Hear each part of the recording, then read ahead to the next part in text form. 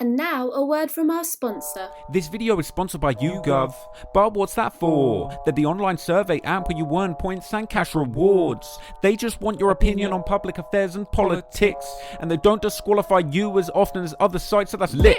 You can earn big money on the go and save up for that brand new chain. Just click the link in description and join me in the YouGov gang. And make some easy cash with your mobile phone or computer screen. Thanks YouGov and all of the subs for always supporting me. 34 members, as you mentioned a moment ago, of the Woo gang and the Choo gang were arrested. They are all being charged in a 121-count indictment with attempted murder, conspiracy, assault, and even weapons possession. They come together basically to fight each other and to exert dominance of territory within their areas.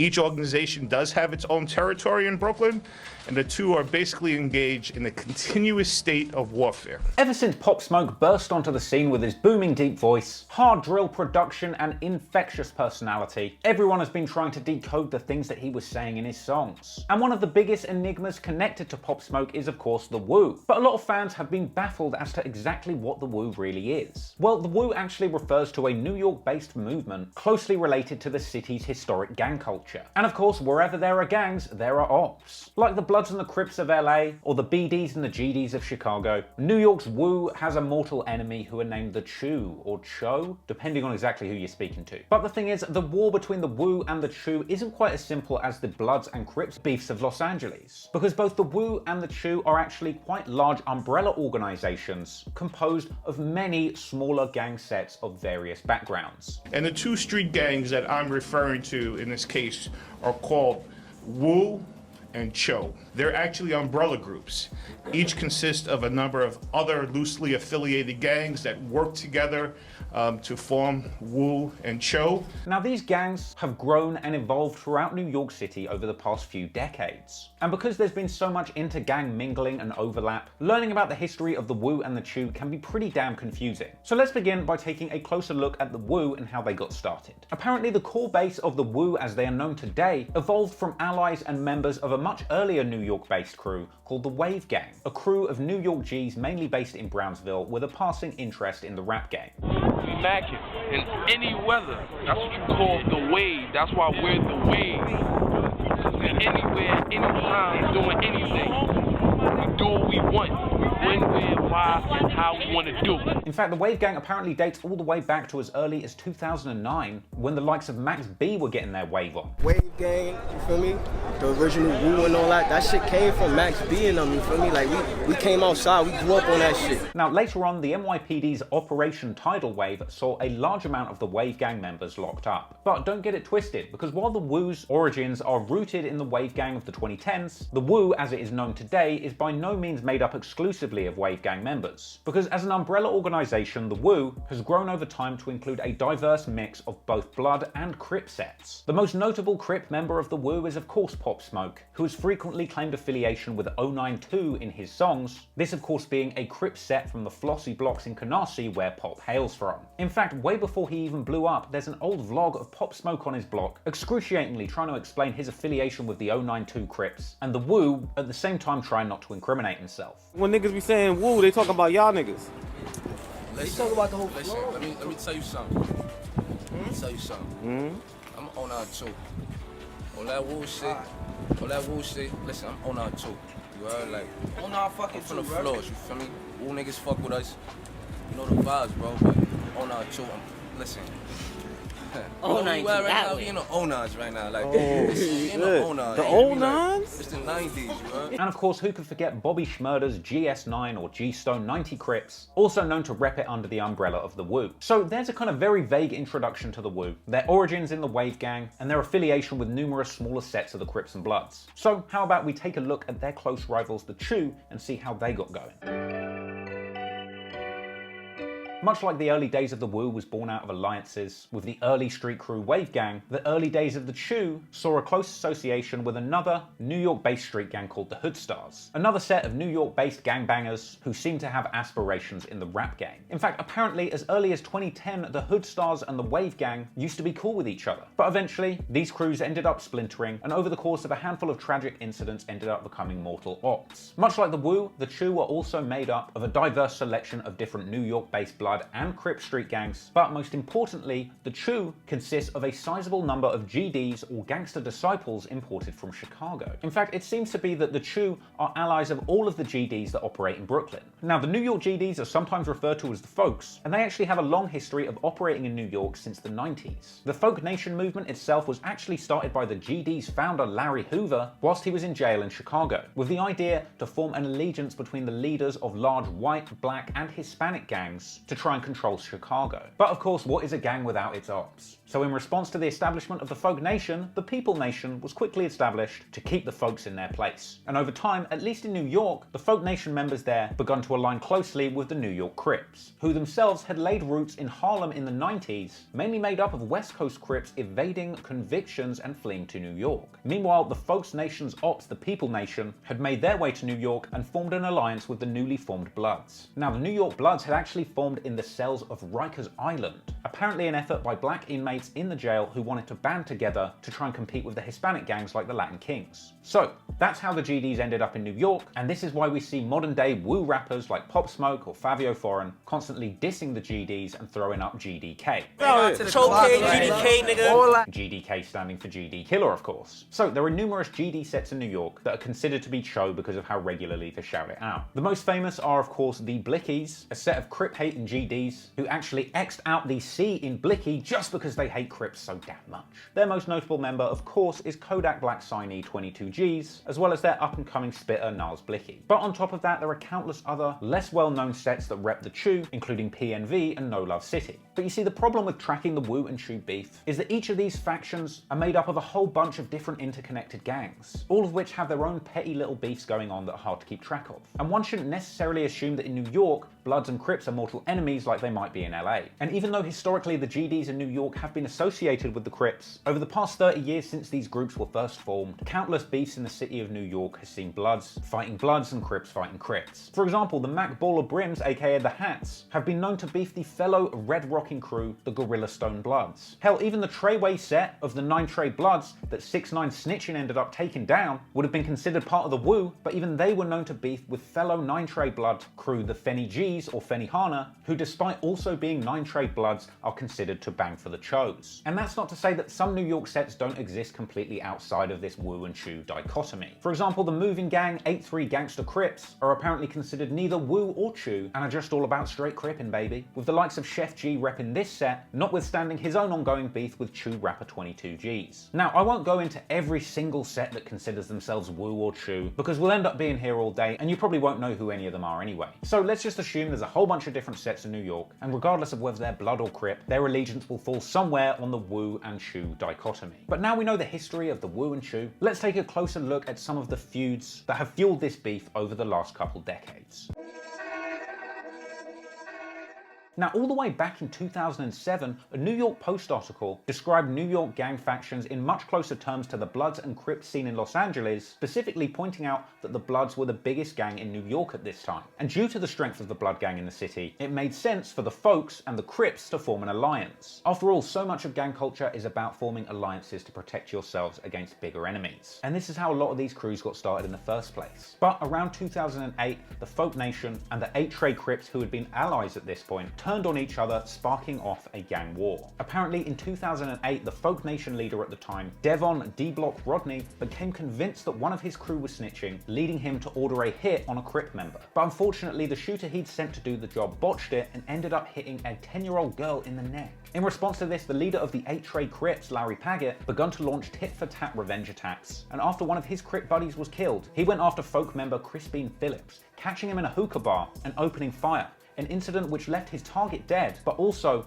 5 other innocent bystanders who were in the hookah lounge at the time wounded, and ultimately he ended up getting life in prison for that incident. And while the olders of New York City gang law were fighting their beefs, the younger generation of fresh gangsters in New York were beginning to wage war under the Hood Stars and Wave Gang banners, sets which would rep the Woo and Choo banners respectively. One major incident that was documented was where a 15-year-old female gangbanger from the Wave Gang ended up shooting dead a 16-year-old kid from the Hood Stars, with the killing apparently taking place after those involved identified their affiliation when they ran into each other and each shouted Woo and Choo respectively. She ended up getting 20 years for that shooting, and it was at this point that an NYPD lieutenant pointed out that this new generation of gangbangers were much more concerned with pure territorial violence than traditional organised crime, suggesting that the ongoing beef between the Hood Stars and the Wave Gang was playing out publicly on social media sites like Facebook, Instagram, YouTube and Twitter, with members apparently logging on to brag about riding out on their ops, and the NYPD catching members bragging specifically about shootings on Twitter. But in reality, Wave Gang were going even further than that, dropping whole diss songs about their ops, such as the track Bring the Wounds Out, a song which was uploaded to YouTube with an ominous message at the end, naming specific ops by name as future targets. Now at the time, cops were unsure exactly how these feuds had even started, with some suggesting that a feud at a dancehall party in 2010 had escalated, triggering a wave of shootings. In fact, the 19-year-old leader of the Wave Gang at the time, Andre Moore, had been involved in 3 shootings on people who ended up not even being involved in the gangs, seriously injuring innocent bystanders, including the killing of a 21-year-old man, Marlon Riley, who was asked by a Wave member at a party if he was chewing. Not knowing what this meant, he didn't have an answer, and they immediately shot him in the face, leaving him dead. And in response to the growing violence in these tit-for-tat gang battles, in January 2012, NYPD executed dozens of arrests and indicting 43 youths from both the Wave Gang and the Hood Stars in something they called Operation Tidal Wave. In fact, this was actually one of the very first times that the cops had documented members of Wave Gang referring to themselves as Woo and members of the Hood Stars referring to themselves as Choo, in this instance spelling it C-H-E-W, hence the confusion about how it's pronounced. Anyway, Operation Tidal Wave actually ended up seeing that leader of the Wave Gang, Andre Moore, being put on trial along with that same teenage female shooter who ended up getting 20 years. And after being convicted of murder, attempted murder, assault, robbery, and criminal possession of a weapon all in the 2nd degree, Moore would be taken off the streets for good. And so, following the many arrests of prominent Wave Gang members, the remaining unincarcerated members that still had an interest in pursuing a rap career, like Tylek Hayden and Devin Yard, along with Bleezy heading up the rap crew, would begin to go by DOD, Definition of Dreams, rather than Wave Gang, continuing to release music like their single Make It Out. And so as the original Wave Gang wooers were taking numerous L's and seeing their high-ranking members being locked up, the GD-affiliated Cho folks weren't faring much better, because in 2012, the 6-tray outlaw GD Folk Nation, what a name, get several murders pinned on them as part of another big indictment, with that indictment once again revealing that as part of attempts to catch rival gang members slipping, the killing of at least 2 innocent bystanders had taken place, including one after a fight where someone shot into a crowd, ending the life of a bystander, and pinning charges on the shooter in that same incident where a 10-year-old girl was shot in the neck. Now, as part of that indictment, numerous folk members were arrested, but the supposed leader of the Folk Nation at the time could not be found and went on the run as a fugitive. But you can't escape the law forever, and within 2 years, in 2014, the leader of the Folk Nation, Davon Rodney, aka D-Block, ended up getting 20 years in jail after pleading guilty to racketeering, attempted murder, robbery, and conspiracy charges, all as part of a RICO, with the attempted murder charge in that case being the incident where the 10-year-old girl was shot in the neck, going all the way back to the start of this war when Rodney had ordered a shooter to kill a rival Crip who had been spotted on his block of Ebbets Field. Now, by the time the news began reporting on this tit-for-tat gang warfare, members of their respective gangs were speaking out publicly and saying that this was the first time in history that the Folks and the Crips were actually beefing each other directly, suggesting that this was a completely new thing amongst Brooklyn gangs, thus foreshadowing the scope for a wider Woo versus Choo beef amongst all the many various warring sets in New York. Thing is, if you're not losing your life warring with the ops,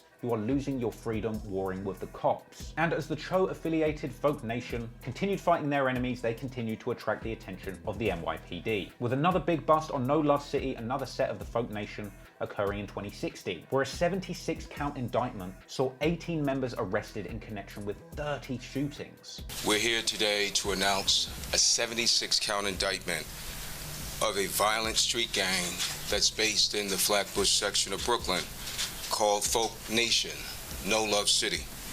And this violent gang caused a wave of terror and enormous bloodshed on the streets of Brooklyn.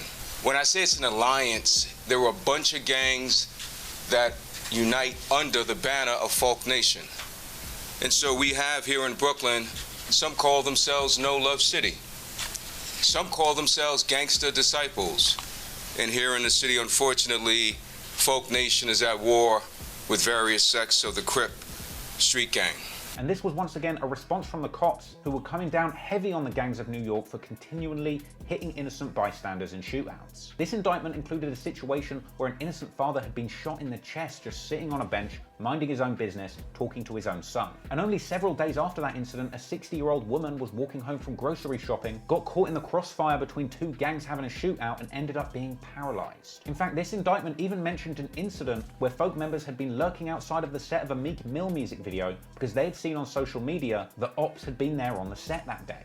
That a rapper named Meek Mill was filming a rap video at Gleason's gym. The members of Folk Nation No Love City can see their enemies were at that rap video shoot. And when they came outside, an all-out gun battle erupted right on the streets of Dumbo. So with the NYPD hot on their tail, in the months and years that followed, numerous high-ranking folk gang members and leaders were taken off the streets and handed big sentences. The new folk leader, Yasser Ashburn, ended up getting 2 life sentences as part of a RICO charge implementing him and several other members in numerous murders. And in the years that followed this, the various splintered and broken up warring factions of the Woo and the Choo continue to wage their gang warfare in the streets of New York City, with shootouts between Bloods and folk-affiliated gangs being documented in 2018, and in 2020 we would eventually see the cops coming down on these organizations as a whole, beginning to publicly indict Woo and Choo crews. In fact, it was in February of 2020 that 34 members were indicted in a major gun bust that named Woo and Choo gangs specifically. This was a whopping 122 count indictment relating to 13 shootings that cops said took place specifically between Woo and Choo members.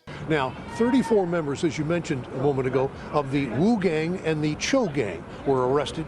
They are all being charged in a 121 count indictment with attempted murder, conspiracy, assault, and even weapons possession. Today, 2 violent crews, OMB under the Woo umbrella and the Hood Star Folk Gang under the Choo umbrella, both with a home base in Brownsville, Brooklyn, are essentially dismantled, as many of their members will be facing justice for the serious crimes they've committed. Apparently 9 people were hit in these shooting incidents, once again with several of those being innocent bystanders. And look, I know there's nothing I'm going to say to make this situation better, but if there's one thing that we learned from Pop Smoke, it's that rap music can be a genuinely viable route out of the streets for these young men born into these challenging situations. You can understand why young men in the hood join gangs, because for some these gangs can be the only support being offered in the community. But the likes of Pop Smoke proved that there was another way off of the streets that didn't involve gangs, drugs, or violence. He broke down the door and provided the template for other struggling young men that wanted to improve their situations through music. But others weren't so lucky. On May the 11th, 2020, we saw the tragic killing of Cho rapper Nick Blicky. Nick Blixey was discovered with gunshot wounds on Winthrop Street in Prospect Lefferts Gardens. A picture from Instagram shows the rapper, who has tens of thousands of followers, a 21-year-old artist born as Nicholas Thompson, was shot around 9:30 last night. Tributes poured in from the hip-hop world on social media for the Jamaican-American artist. He was most well known for his track Drive the Boat with 22 G's and Nas Blicky, which has over 4 million views on YouTube today. He was gearing up for the release of his debut mixtape, which was supposed to come out only a few weeks after he was tragically slain. Who knows, maybe he could have gone on to be the next Pop Smoke. It's tragic that so many young men that clearly have the talent and drive to succeed are having their lives cut short by gang violence so often. So I hope that going forward we see a lot more people like Pop Smoke, 22 G's and Fabio Foreign turning their street stories into gold and breaking out of the situations that they're stuck in, finally escaping that cycle that's put so many of their brothers in jail or in an early grave. I hope you enjoyed that story and it's given you a little bit more of an understanding of what the Woo and the Choo is really all about. Thanks for listening and peace out. Thanks for watching, guys. Shout out to all the patrons who you can see on screen right now, and don't forget, you only got 6 days left to cop my limited edition Spooktober merch. Real talk though, once they're gone, they are gone. It's your only chance to get one, so if you want one, head on over to traplaw.com or hit the link in description down below and go and cop one of those. Thank you so much for watching, and peace out, guys.